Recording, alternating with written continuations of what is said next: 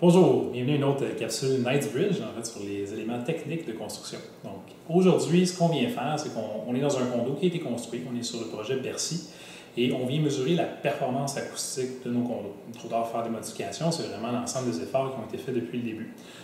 Donc, c'est M. Yvon Lefebvre, acousticien, très connu.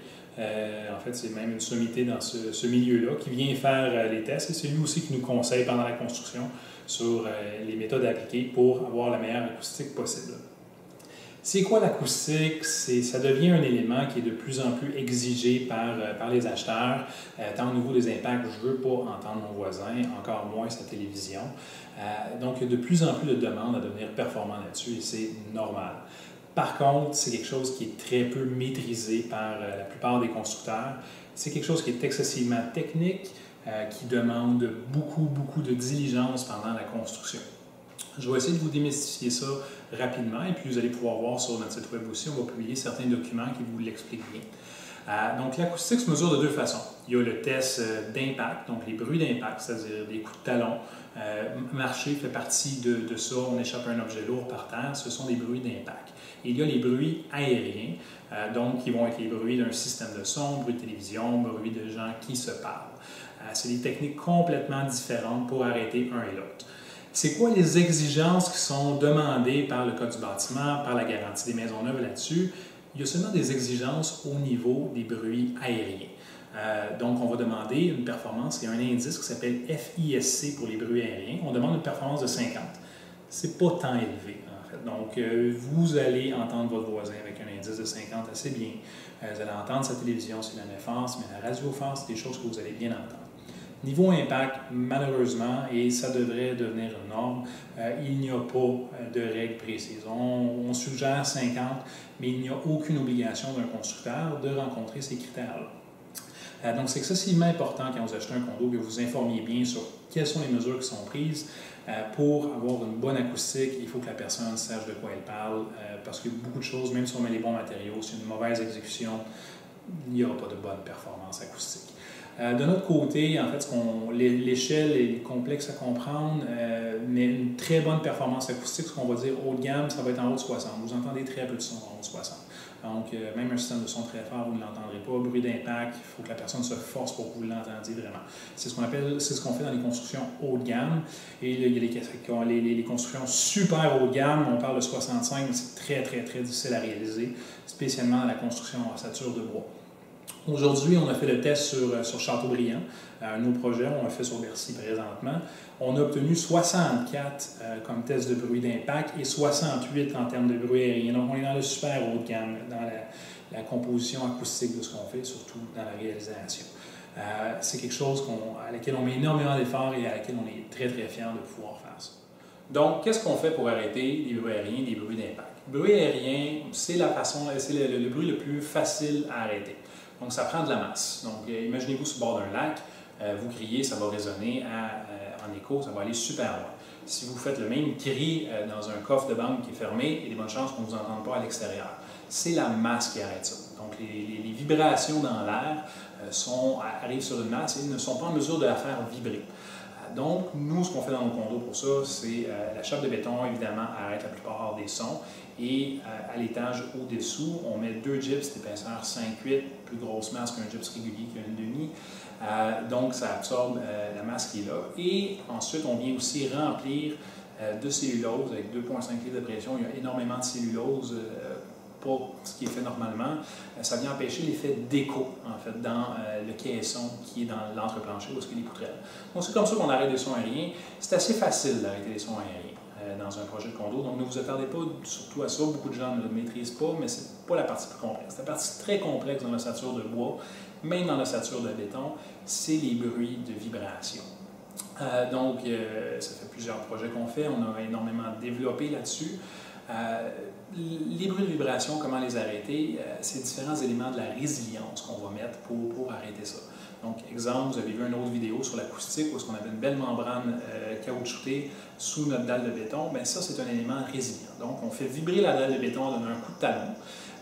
Mais la dalle vide, il ne peut pas, de la difficulté à transférer sa vibration au mur et au plancher parce qu'elle est enveloppée dans une membrane. Ensuite de ça, sous le haut plafond en fait, de l'étage au-dessous, on a le système Kelly qui, dans le fond, c'est M. Lefebvre qui a inventé ce système-là, qui est de loin le système le plus performant sur le marché, dispendieux aussi, mais très performant.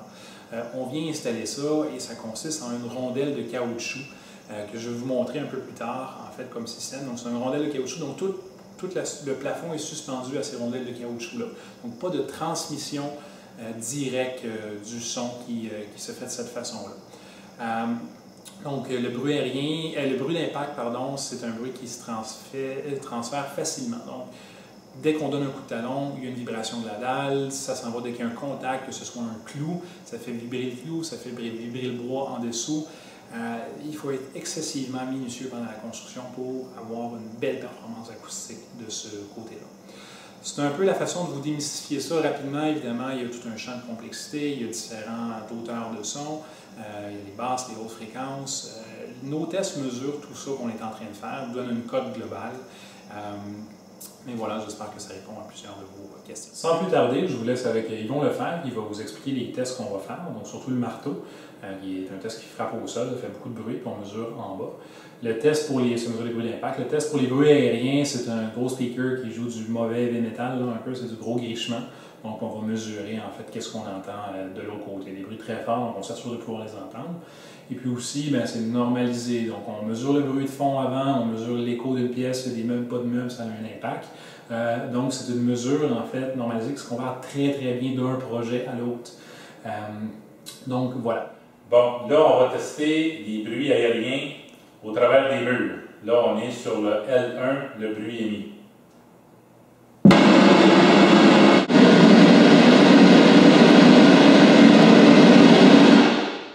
Là maintenant, on va mesurer le L2, donc c'est le bruit qui va passer au travers du mur.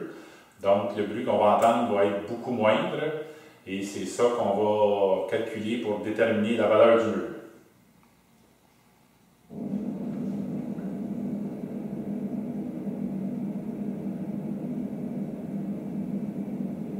Ici on a un marteau normalisé, donc ça contient 5 marteaux de 1 kg qui se trouve à frapper le plancher à 40 mm du sol.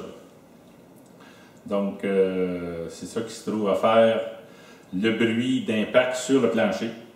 Et puis, dans le condo d'en dessous, bien là, on va aller récupérer les bruits que ce marteau normalisé-là fait sur le plancher. Pouvez-vous le faire marcher pour qu'on ait une idée du bruit que ça peut faire, en fait?